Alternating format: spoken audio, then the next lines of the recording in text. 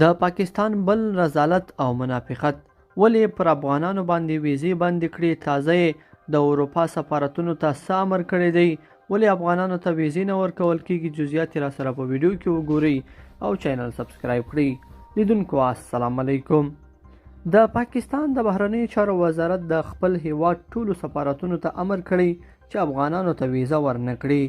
د پاکستان د باندنیو چارو وزارت دا پریکړه وروسته له دې کړې چې دغه وزارت راپورونه ترلاسه کړل چې په سویډن کې د پاکستان سفارت 1400 افغانانو ته په جعلي اسنادو ویزې صادرې کړې دي.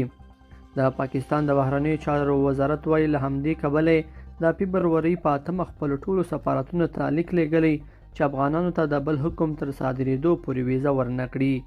دغه وزارت نور جزئیات نه دي څرګند کړي.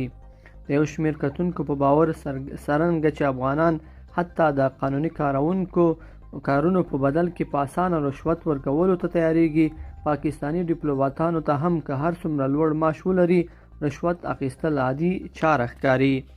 سما تلویزیون پرون یکشنبه وویل تر اوسه څرګنده نه ده چې څومره افغانانو په سویډن کې په جعلي اسنادو ویزې اخیستې دي او یا یې د څه لپاره اخیستې دي.